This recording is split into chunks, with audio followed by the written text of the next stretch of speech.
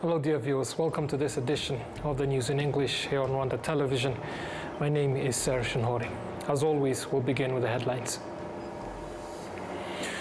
The President of the Republic, His Excellency Paul Kagame, has commended Rwandans for the country's achievements during this year of 2025.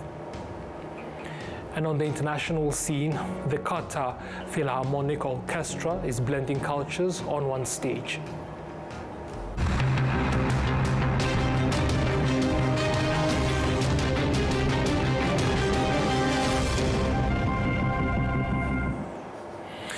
Now straight to the details.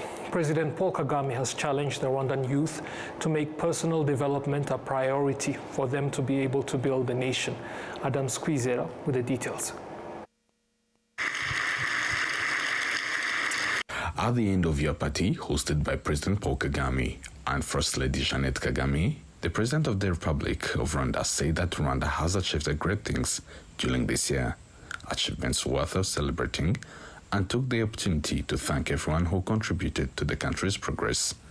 2025 was particularly significant for Rwanda as they became the first country in Africa to host the UCI Road World Championships 2025. On this occasion, the head of state said that Rwanda was able to achieve this because of the security it enjoys, a result of the collective contribution of everyone, from ordinary citizens to the security organs. This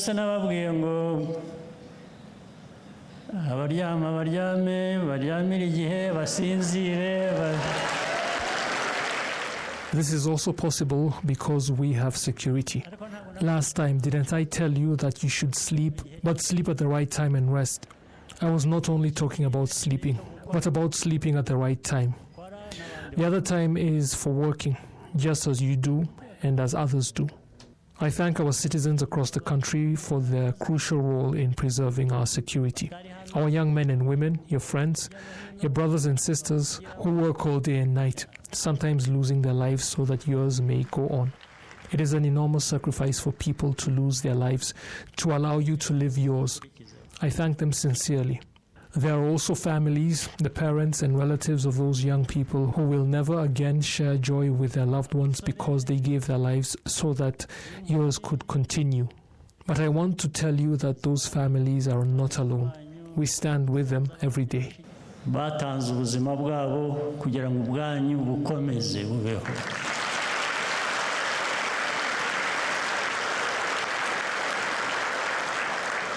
Ariko nagira ngo mbabwire ko iyo miryango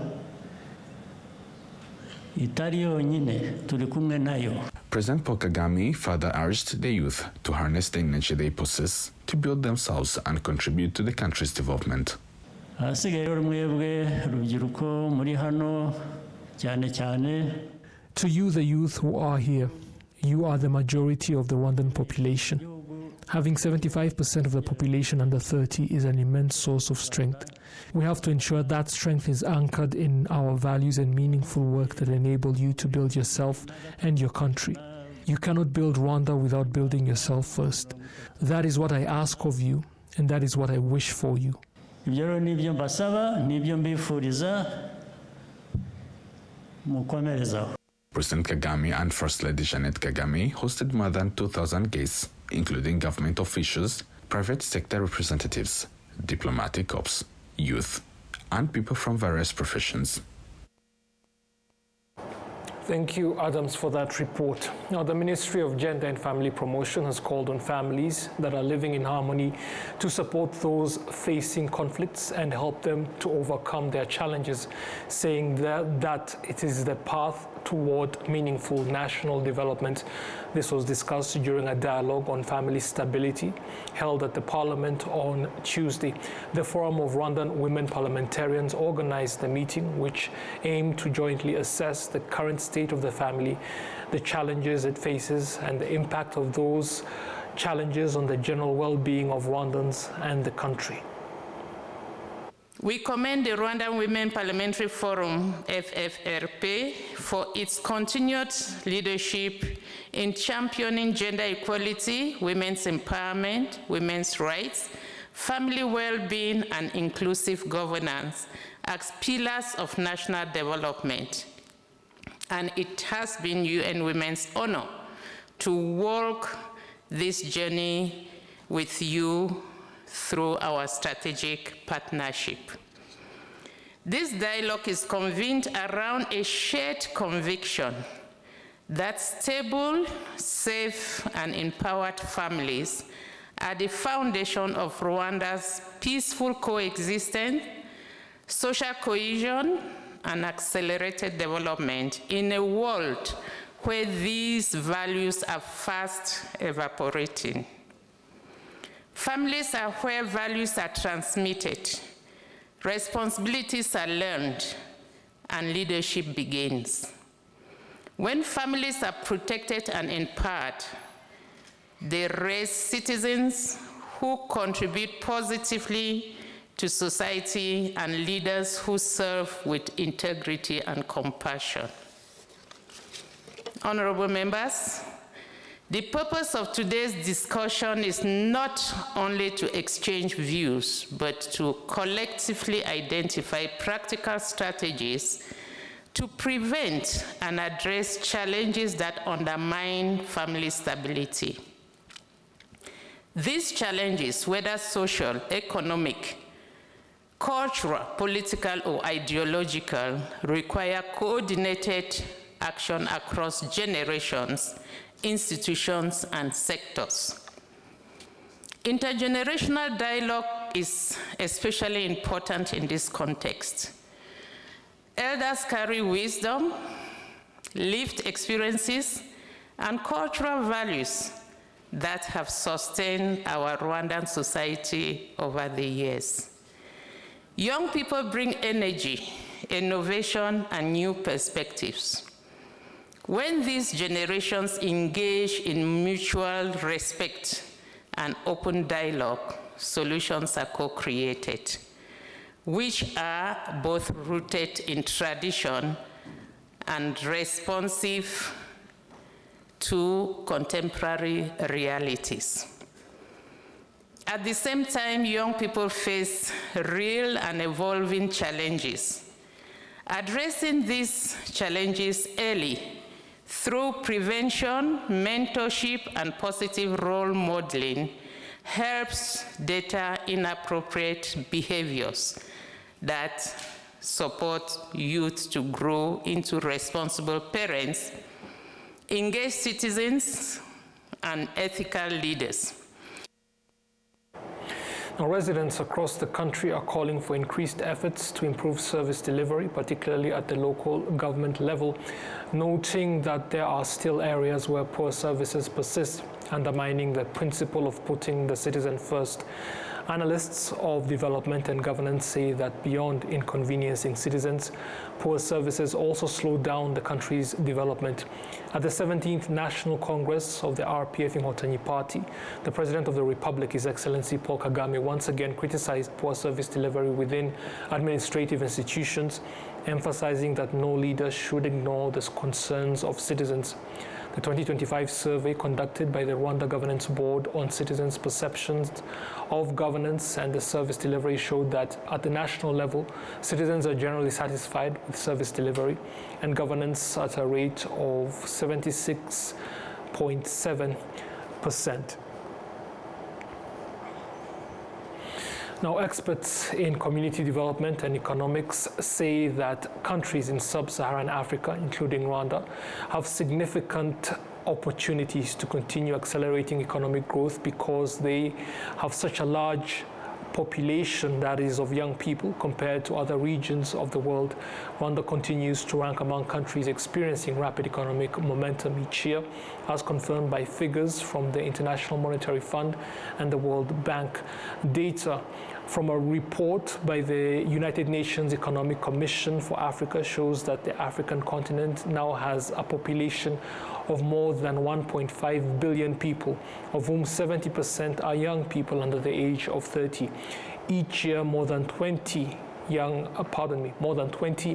young people enter the labor market, most of whom choose self-employment rather than waiting for government jobs. Technology is also increasingly playing a role in enabling young people to create employment opportunities for themselves.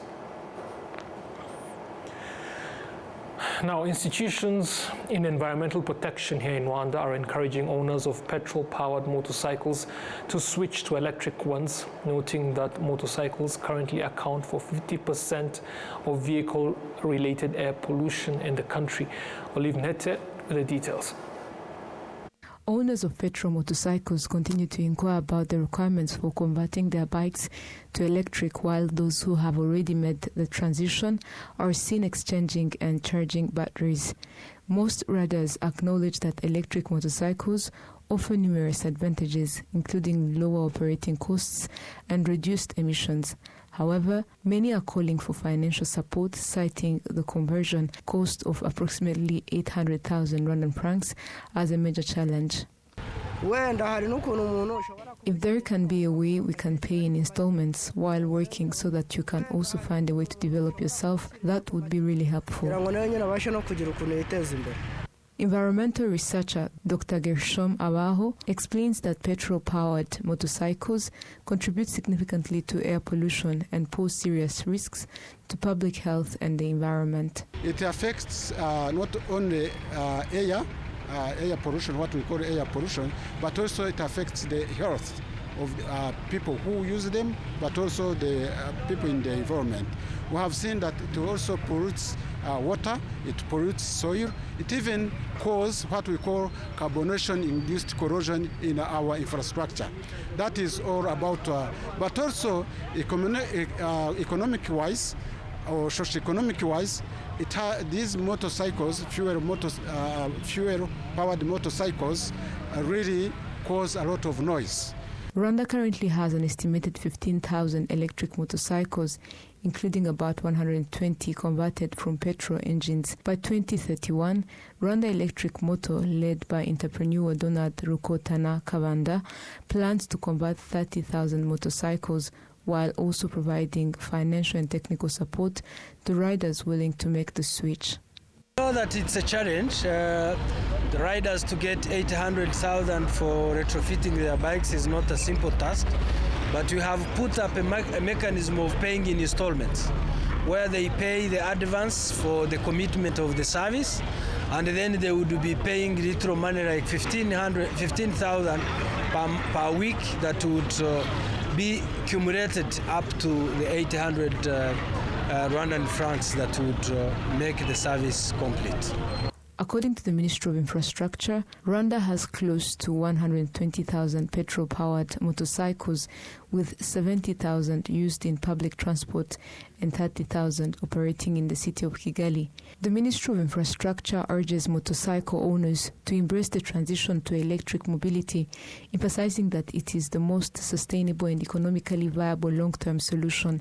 Rwanda imports over 40 million liters of petroleum products each month, consisting of 70% diesel and 30% petrol, at a cost exceeding 25 billion Rwandan francs. Transitioning motorcycles to electric power could save the country approximately 14 billion Rwandan francs per month, while significantly reducing harmful emissions. Rwanda aims to have 30% of all motorcycles electric by 2030. Thank you, Olive. Now, the Ministry of Agriculture and Animal Resources says that in an effort to address food shortages and increase agricultural and livestock production, it has trained more than 3,000 farmers who will help others change their mindset regarding agriculture and livestock farming. This is expected to help farmers gain more knowledge so that they can make proper and full use of all available land to increase productivity. And Ola Gladys Benimana with more. Farmers and livestock keepers who used to work using traditional methods say that their production was very low, to the extent that they saw no hope for development. Marie-Solange Nyirawugingo is a farmer from Rutsiro district who is engaged in pig farming in Kivumu sector. She shared her testimony.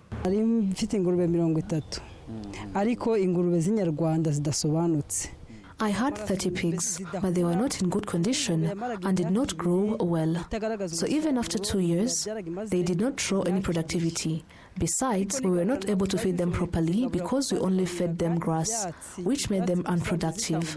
Also, my mindset at the time was that pig farming could not bring you progress. I was raising pigs just to get manure. The pigs I raised did not generate much money, and I did not accept artificial insemination because I didn't understand it.